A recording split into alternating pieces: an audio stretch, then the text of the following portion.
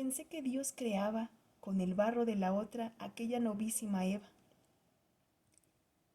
para recompensarme en su bondad infinita de todas las amarguras de mi vida. Blanca, radiante, como estática, oía la misa a mi lado. De vez volvía a mí su rostro, ayer aún pálido, hoy sonrosado, como si la débil llamita de una nueva vida se encendiese allí ante el altar. Me miraba con la clara mirada de sus grandes ojos, llenos de vaguedad, de una vaguedad que no tenía la mirada de Luisa, de sus ojos divinos que eran como dos corolas de loto en el agua oscura de un lago, como dos urnas de ensueño.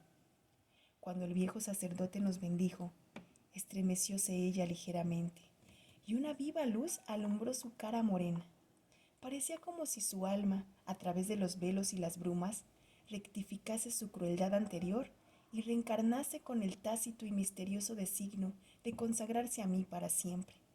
Cuando bajamos, precedidos de dos niños rubios que regaban flores y que iban vestidos de trajes Luis XIV, color salmón, la rústica escalinata del templo, a lo largo de la cual algunos boquiabiertos aldeanos contemplaban, como fantasmas, salía el sol, un amarillo y jovial sol de España.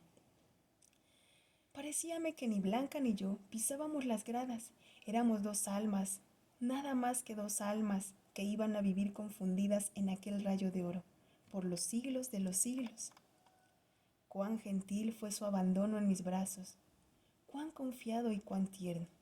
Si aquella era otra vida, en el ánfora de mis amores había otra nueva esencia. Cuántas cosas bellas, nobles, buenas iba yo a escribir en la blanca página de esa alma. Con cuánta delicadeza iba a cultivarla, a educarla. Dije al principio que mi mujer no reconocía a nuestra hija, la cual, fenómeno estupendo en su expresión, en su dulzura, en su suavidad celeste, parecíase a Blanca, no a Luisa. Un instinto sagrado emperó hacíasela amarla. ¿No dicen los palingenésicos que a través de la vida los antiguos amores se vuelven instintos? Con frecuencia la tenía en sus brazos, la dormía en sus rodillas, la acariciaba. Aquella mañana de nuestras bodas, pensé que su segundo beso debía ser para la niña, para Carmen. Hícela pues venir de los brazos del ama. Hícela venir de los brazos del ama, pasó al regazo de Blanca, que, con la blandura y el mínimo de siempre, la acarició. Llámala hija mía, la dije. Quedóse mirándome con no sé qué vago estupor que al pronto me dio miedo, mas luego sumisa repitió con una voz melodiosa, pero lejana: hija mía, y dio un largo beso a Carmen, que sonreía y alargaba sus manos minuciosas, acariciando a su madre el rostro, con esa adorable torpeza de los niños cuyas almas intentan manejar el mundo, instrumento de un cuerpo que se forma. A medida que pasaban los días después de nuestra boda, el carácter de Blanda se despuerilizaba, volviéndose de una más dulce gravedad. Resolví que emprendiésemos un viaje, nuestro segundo viaje de novios, y por un refinamiento muy comprensible quise hacerlo con el mismo itinerario que el primero: París, Suiza, Italia. Dejé a Carmen en buenas manos y partí con Blanca, loca de contento a la sola idea de meterse en un tren. ¿Estaremos mucho tiempo en el coche?, me preguntaba. Ya lo creo, por lo menos un día y buena parte de la noche, para ir a Madrid. Después, 26 horas en el Sud Expreso para ir a París, y luego horas y horas para ir a Suiza, para bajar a Italia. Eso quiero yo, que estemos mucho tiempo. El mundo no entraba aún, y necesario es decirlo, en la hirviente zona de la guerra, del ciclón. El mundo estaba todavía en paz. Las grandes metrópolis vivían confiadas su vida de negocio, de placeres, de intelectualismo. París rebosaba en júbilo, en fiebre, en luz, en vitalidad. El corazón gigantesco del planeta latía con ritmo acelerado, por isócrono, sin el menor presentimiento de catástrofe. Triunfaba el tango argentino, en la Valle Teleme, Ches Pailar, Ches Fischer, Ches Maxim, los buenos Luises de oro se prodigaban entre canciones de Montmartre, melodías lánguidas de violines húngaros, roces de sedas, chasquear de besos. Eran los tiempos en que firma esta verídica historia escribía. Se escuchan lejanas orquestas que tienen no sé qué virtud. El bosque es un nido de fiestas, oh mi juventud, islotes de azul claridad, cascada que en blanco fluir despeña su diafanidad, dicha de vivir. Mujeres que solo ven aquí como cisnes pasar y prometedoras de un bien que no tiene par. Prestigio de flores de lis, perfume de labios en flor. París, oh París, invencible amor. Blanca no recordó ni por un instante a la febril capital de las capitales. Encontraba en todo el sabor de lo nuevo. Se entregaba a la alegría de vivir como una colegiala que acaba de dejar los tutelares muros del Sagrado Corazón y empieza su etapa mundana. Todas las noches íbamos a un teatro distinto, mas yo tenía cuidado previamente de explicarla con los detalles apropiados el argumento de las diversas obras para que se diese cuenta de ellas, pues de sobra está decir que su conocimiento del francés había naufragado con su memoria. Sin embargo, al terminar la pieza, solía decirme que la había comprendido perfectamente. Merced a una cuidadosa selección de los espectáculos, iba yo educando su nueva y admirable sensibilidad. La música, sobre todo, ayudaba en ello. La gran ópera, la ópera cómica, los conciertos, la mucreux, hasta el propio concert row, servíanme a maravilla de maestros. Por esta época empecé asimismo a proporcionarla ciertas lecturas diáfanas, sencillas de grandes autores, con qué fruición plasmaba yo, si cabe la palabra, aquella alma mía, solo mía, absolutamente mía.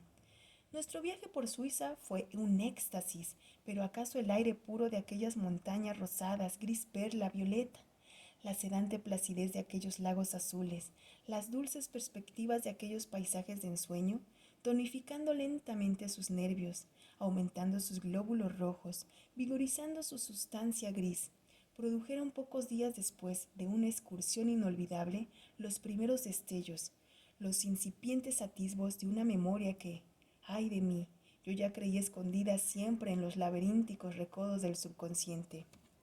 Fue en Venecia, una tarde al volver del Lido, en la plaza de San Marcos, entre las palomas familiares. Blanca llevóse las manos a la frente y paletició un poquito. Condújela asustado a un café cercano de las galerías y perdí un cordial. Me miraba sin hablar. ¿Qué te pasa? ¿Qué tienes? Preguntábala yo con ansiosa insistencia. Nada, respondió por fin débilmente. Una sensación muy extraña. Me ha parecido en un momento dado con claridad como de relámpago, muy penosa, que esta plaza la había yo visto ya contigo. Un pavor infinito me paralizó por unos instantes el corazón y me puso frío en los huesos. Recordé mis diversas lecturas y una frase corroboradora de ellas, del sabio especialista francés. La amnesia, vigorizando el organismo lentamente, suele curarse también lentamente. Los recuerdos, las imágenes aislados y confundidos al principio, como las estampas revueltas de una historia, van con la blandura ordenándose, hasta que empieza la vida anterior a verse en fragmentos y por fin en su integridad. Si esta operación se efectuase súbitamente, produciría un trastorno mental tan profundo que podría sobrevenir la ruptura de un vaso y la enajenación irremediable o la muerte. Pero si paulatinamente la memoria va atando su disperso haz, solo procede trastornos relativos. Sin embargo, había añadido, pues, que usted desea toda la verdad. Le diré que, aun así, un organismo débil pocas veces sobrevive a la recuperación total de sus recuerdos. En el caso de la esposa de usted, nada quiero vaticinar, solo afirmaré que su juventud es la mejor garantía. No una, varias veces, con disculpable egoísmo, había yo sentido el miedo, el pánico aquel ante la posibilidad de que Luisa recobrase sus potencias. Era más que natural, la salud de Luisa significaría algo atroz, algo que cada vez me atrevía menos a considerar. Significaría sencillamente la muerte de Blanca, mi Blanca idolatrada, el único ser que me había amado en la vida. se desvanecería para siempre, como el más sutil de los fantasmas, como el más inconsistente de los sueños. Su muerte sería más terrible que la muerte fisiológica, pues que en esta aún nos queda la esperanza, la fe en una supervivencia que nos permite en otros planos de la eterna realidad encontrar a los que amamos. Pero curada Luisa, ¿qué me quedaba de Blanca? Me quedaría algo peor que un cadáver que se descompone y al fin se reduce a un poco de polvo. Me quedaría un cadáver viviente, un ser que tendría el aspecto, el cuerpo, los gestos de la otra, pero que solo sería su triste caricatura. La malignidad escondida en los repliegues de aquel ser volvería a surgir a flor de alma. La mujer perversa que por mi bien parecía haber naufragado para ir siempre en el vórtice de la inconsciencia, me sería restituida con toda su hiel, con todas sus espinas, y la otra, la dulce, la buena, a su vez, naufragaría, pero definitivamente, y de ella no quedaría ni la sombra de una sombra. Capítulo 4. Con qué profundo, con qué infinito alivio la oí. No ha sido nada, ya estoy bien. ¿Te ha pasado a ti algo por el estilo? Ya lo creo, respondíla jovialmente. Es muy común, los médicos afirman que se debe a un simple fenómeno de duplicación, y cierto ilustre doctor y literato, amigo entrañable mío, el doctor E. Wilde, argentino, apunta a propósito de dicho fenómeno cosas muy curiosas. ¿Qué dice? A ver, ¿qué dice? Pues dice que una escena actual suele presentarse a la mente del espectador con todos los detalles y accidentes ya conocidos de una situación pasada, en que se encontró hace tiempo, y aún de una futura que va a realizarse en el momento próximo, y en la que se ve de antemano como un recuerdo, la tercera reproducción del mismo espectáculo, sabiéndose anticipadamente lo que va a suceder. ¿Qué se puede tener en una palabra la noción de un hecho como sucedido dos veces o de uno que va a repetirse inmediatamente? Dickens, continúa Wilde, describe esta sensación como muy general. Conocemos, dice, en David Copperfield, por experiencia, el sentimiento que nos invade a veces de que cuando estamos diciendo o haciendo ha sido dicho y hecho anteriormente. Hace largo tiempo que hemos estado rodeados de las mismas personas y de los mismos objetos, en las mismas circunstancias, que sabemos, en fin, perfectamente lo que se va a decir, como si lo recordáramos de repente. Los franceses llaman fausse reconnaissance a esta sensación. Más propio sería llamarla, según el doctor Wilde, doble percepción, en la cual el mismo acontecimiento parecería haber ocurrido en dos o más épocas. Qué raro, dijo ella pensativa. Muy raro y muy curioso. El doctor Wilde recuerda de un estudiante de medicina, alumno de la Salpêtrière, quien para preparar su tesis sobre el fenómeno referido, paramesis o fausse reconnaissance, publicó en 1897 un cuestionario de 36 artículos, con el fin de saber en qué circunstancias físicas y morales y con ocasión de qué accidentes las personas que le respondieran habían experimentado esa extraña impresión, en virtud de la cual el mismo hecho se les había presentado como pasado y presente, al propio tiempo, teniendo ellas además la clara visión de lo que iba a suceder, como si lo recordaran en golpe, cita a Dickens. En un delicioso libro autobiográfico que se intitula Aguas abajo, que el doctor Wilde está escribiendo, dice que él mismo, en la novela, él se llama Boris. Era muy propenso a sentir esta impresión. Con la explicación tan detallada del caso, yo pretendía que Blanca, demasiado instruida ya para comprenderlo, gracias a mí, no se preocupara más de él, sabiendo sobre todo que era conocido y corriente. ¿Y cómo la sentía? Pues verás, relata por ejemplo, que en el curso de sus viajes llegó por primera vez a Nuremberg, fue a ver un castillo y bailándose enfrente de los arcos de piedra de la puerta y del frontispicio, dijo a su acompañante: yo he visto esto antes. Adentro en el patio, entre las columnas de una especie de claustro, está sentada una vieja. Se abrió la puerta y, en efecto, había un patio, un claustro y una vieja sentada entre dos columnas. ¡Qué extraordinario!, exclamó Blanca, divertida verdaderamente con mi narración, que sin embargo, en tratándose de tales o cuales vocablos, dejaba de entender. hice la gracia de una explicación de mi docto amigo Wilde, según el cual el hecho de la doble vista anacrónica del mismo objeto en el pasado y en el presente depende del pasaje al sensorio común, por dos vías diferentes, de una misma percepción, alojándose primero la que llegaba antes, transmitida directamente por el nervio óptico, y después la que hubiera recorrido vías combinadas de esta suerte. La primera sería más antigua con relación a la otra. Pero si le referí, por curioso, lo que el mismo doctor nos recuerda de Dickens, en una de sus novelas de este, figura un vendedor de baratijas que ejercía su comercio en la vía pública, junto a una casa grande y solemne. Nuestro hombre, al ver entrar en la casa y salir de ella constantemente ciertos individuos, dedujo que ellos la habitaban, y no deteniéndose en esto, les puso nombres, los acomodó en sus diversos departamentos y les atribuyó en su fecunda imaginación costumbres determinadas. Un día, por orden de la autoridad competente, entró en la vetusta mansión de la justicia y tras de ella el público, con el vendedor aludido a la cabeza, el cual hubo de desmayarse al saber que el sujeto a quien él por tantos años había llamado Mr. Williams no era tal Mr. Williams, que la tía Marta era Miss Peggy, que el dependiente Frank no era dependiente sino socio y se llamaba John. No eran estos precisamente los nombres, pero para el caso es lo mismo. En fin, que los aposentos no estaban distribuidos en la forma que él les había adjudicado, ni respondían al plan trazado de su mente. Con líneas indestructibles, en resumen, el pobre diablo experimentó una desilusión completa y dolorosa, como si la destrucción de pie, su fantasía había creado, fuera una desgracia. Río de muy buena gana Blanca la anécdota y yo, para concluir, añadí: por lo demás, hay quien pretende que algunos de estos fenómenos tienen un misterioso origen. ¿Cuál? Di cuál. Son recuerdos de vidas anteriores.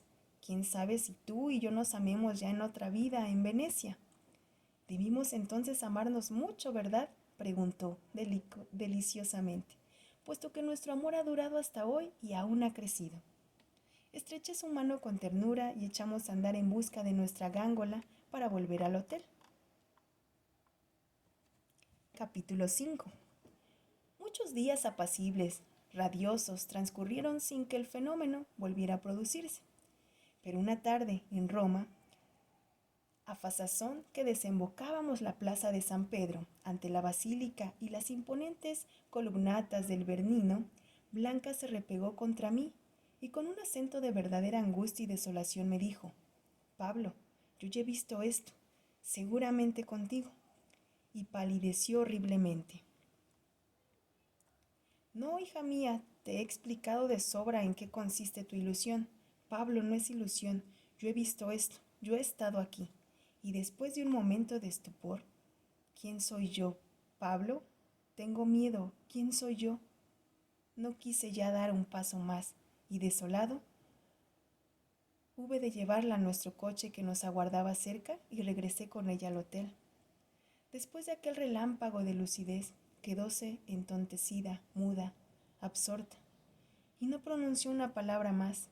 Temblaba de frío. Con ayuda de la doncella la metí en su cama, la arropé bien, pedí un cordial que no logró reanimarla, y me senté tristemente al lado de su lecho, sumergido en tristes reflexiones. ¿Qué debía yo desear?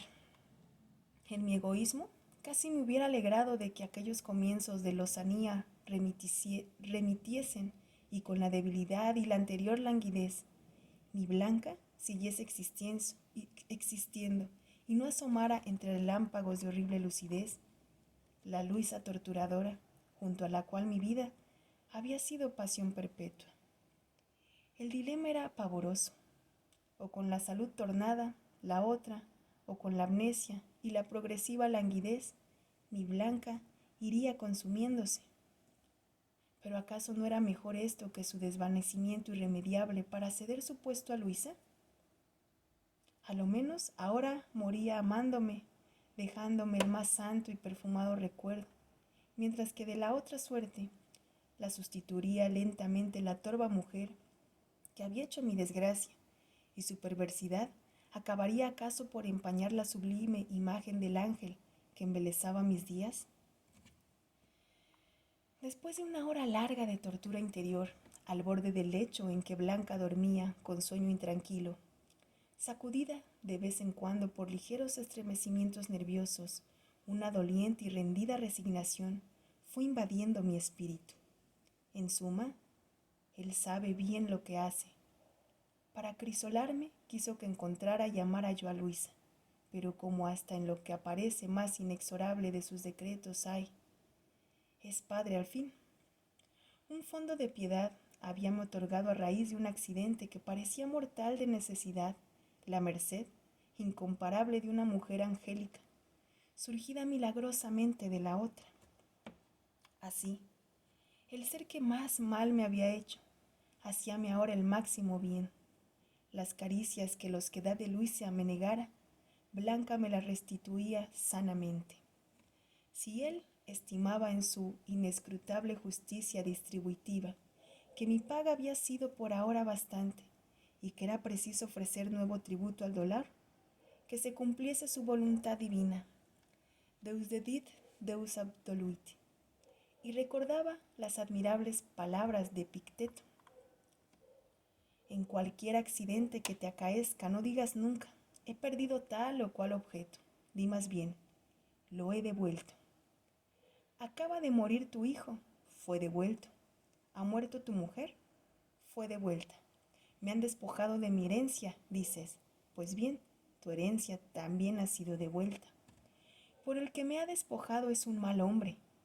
¿Y qué te importan las manos por las cuales tu heredad vuelve a aquel de quien tú la tenías y que la reclama? Mientras que te la confía, mírala como bien de otro y ten cuidado de ella como los viajeros tienen cuidado de la fonda en que se alojan. Capítulo 6. Después de una noche más tranquila, mi mujer dio signos de despertar. El miedo me sobrecogió de nuevo. ¿Quién iba a volver a la luz, Luisa o Blanca?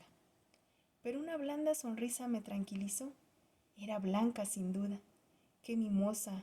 Enredaba sus brazos a mi cuello y me besaba con aquel beso fervoroso de siempre. Ninguna huella quedaba en su rostro de la crisis de la víspera. Sus primeras palabras fueron afectuosas y dulces, como de costumbre. Yo había ya tomado una resolución, no más Italia. No volvería a ver con ella ciudad ni comarca ninguna que Luisa y yo hubiésemos visto juntos.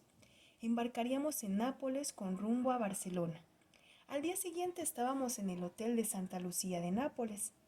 Recordé las horas pasadas en mi primer viaje de bodas, por la bahía de ensueño, nuestras excursiones a la Gruta Azul, a Pompeya sobre todo. Luisa me había echado a perder mi éxtasis en las calles solitarias de la ciudad única. Ni entendía nada de aquello, ni podía sentir la imperiosa evocación del pasado. En vano me afanaba yo por reconstruirle la vida romana. Bostezaba, se impacientaba y acabo por insistir en que volviésemos a Nápoles temprano para tomar el té con una amiga que la guardaba en el hall del hotel. ¿Acaso Blanca, con su sencillez afectuosa, con su simplicidad, fuese mejor compañera de ensoñaciones que la otra? No sabía de historias más que lo que yo le desmigajaba, pero sabría en cambio callar y acompañarme plácidamente por las vías milenarias. No me atreví, sin embargo, a intentar la excursión, por miedo a una nueva desgarradura del pasado, y preparé nuestro embarque en el vapor italiano que regresaba a Barcelona. La naturaleza me ayudaba en mi propósito. Una lluvia persistente volvía grises y monótonos todos los paisajes, todas las perspectivas. Ya en el Mediterráneo lució el sol y el cielo se volvió de una incomparable limpidez. Azul y manso se mostró el mar. Parecíamos navegar a través de un ensueño de turquesas. La travesía fue un encanto. El vapor se detuvo en Génova, la marmorea y la vivaz y alegre Marsella. El panorama de las costas de Francia era por todo extremo embelezador. Pasábamos las horas muertas, Blanca y yo, junto a la borda. Leíala yo narraciones sencillas y hermosas. Parecíame tan feliz y la sentía con regocijo de todas mis entrañas y de todo mi espíritu, tan mía. En las pocas noches que pasamos a bordo, la luna unió su magia a toda la magia que nos circundaba. Una excelente orquesta tocaba en el gran salón y después como el ambiente era tibio sobre cubierta. Las mujeres vestían trajes claros y vaporosos. Blanca y yo íbamos a buscar nuestro sitio predilecto hacia popa, y en cierto rinconcito permanecíamos silenciosos, inadvertidos, con una de sus manos en una de las mías. La música nos llegaba de lejos y sus melodías juntábanse a la cadencia leve de las olas. No recuerdo de noches tan felices, en recogimiento mayor y más completo éxtasis. Pensé muchas veces que fuese cual fuese en adelante mi destino, yo ya no tenía el derecho de quejarme. El ánfora de mi alma había sido colmada de esencia.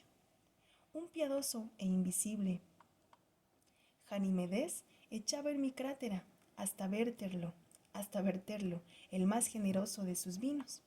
Sentía yo ya que el alma de Blanca, en un inalterable y celeste reposo, identificábase con la mía.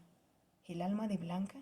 Sí, el alma de Blanca, que era al propio tiempo el alma de Luisa, purificada por el amor que ésta no había acertado a sentir. Un espíritu harto, apegado a las mezquinidades de la vida, por misericordioso decreto supremo, habíase dormido en los senos de la amnesia, y despertado había desnudo ya de toda su miseria, lavado ya de toda su vileza. ¿Para siempre? ¿Quién sabe? ¿Pero a qué temer? ¿Aquellas horas no valían por ventura la eternidad? El éxtasis, ¿no es la evasión por excelencia de las redes del tiempo y del espacio? Los bienaventurados no son felices durante toda la eternidad, según nuestra expresión oscura que atribuye al no tiempo duración.